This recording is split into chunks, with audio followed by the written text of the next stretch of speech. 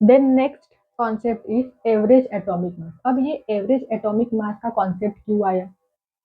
तो आपने देखा होगा पीरियोडिक टेबल में बहुत सारे एलिमेंट हैं जिनके मल्टीपल आइसोटोप्स होते हैं। जैसे कार्बन एलिमेंट की बात करें तो कार्बन के मल्टीपल आइसोटोप्स होते हैं, जैसे कार्बन 12, कार्बन 13, कार्बन 14।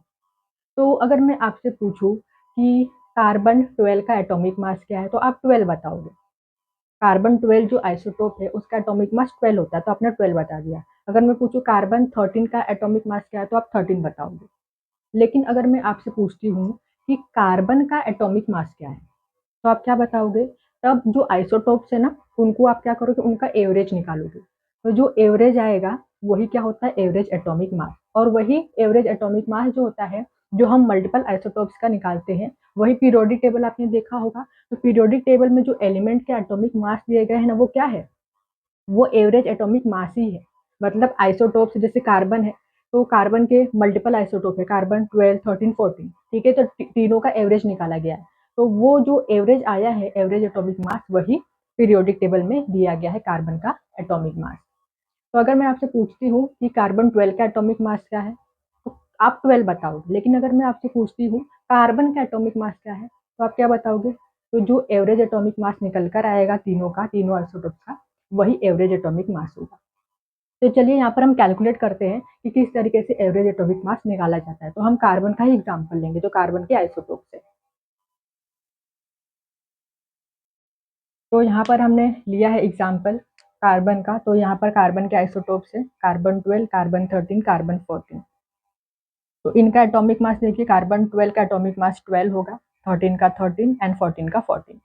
अब यहाँ पर इनका रिलेटिव अबंडेंस भी दिया गया है। मतलब कि इनका अबंडेंस कितना है, मतलब कि जैसे हम कार्बन 12 की बात करें तो कार्बन 12 पूरे दुनिया में कितनी मात्रा में प्रेजेंट है, ठीक है, वो होता है रिलेटिव अबंडेंस। तो कितना है, 98.892। वैसे ही कार्बन 13 का भी दिया गया रिलेटिव अबंडेंस एंड 14 का भी दिया गया।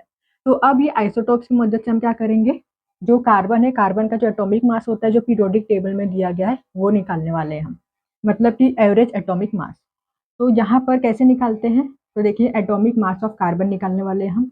तो कार्बन 12 है, तो एटॉमिक मास 12 है, तो 12 × अभी यहाँ पर क्या रहेगा, कार्बन 12 का जो रिलेटिव अबंडेंस है कितना, 98.892% है, तो divide by 100 plus atomic mass of carbon 13, then relative abundance divide by 100, इसी तरीके से 14 का। तो यहाँ पर निकल कर आएगा कार्बन का एटॉमिक मास। जो एवरेज एटॉमिक मास होता है वो क्या है, कार्बन का 12। कार्बन का जो एवरेज एटॉमिक मास होता है, जो पीरियोडिक टेबल में कार्बन का एटॉमिक मास है, वो क्या है, 12.011। तो इस तरीके से जो एलिमेंट है पीरियोडिक टेबल में, उनका जो एटॉमिक मास है वो क्या है, वो एवरेज एटॉमिक मास है। मतलब एलिमेंट के जो आइसोटोप्स होते हैं ना, उनका एवरेज निकाला गया है। तो जो आया है एवरेज निकालने के बाद, वही क्या होता है, एवरेज एटॉमिक मास होता है, जो पीरियोडिक टेबल में एलिमेंट के मास दिए गए हैं। तो इसे आप नोट डाउन कर सकते हो।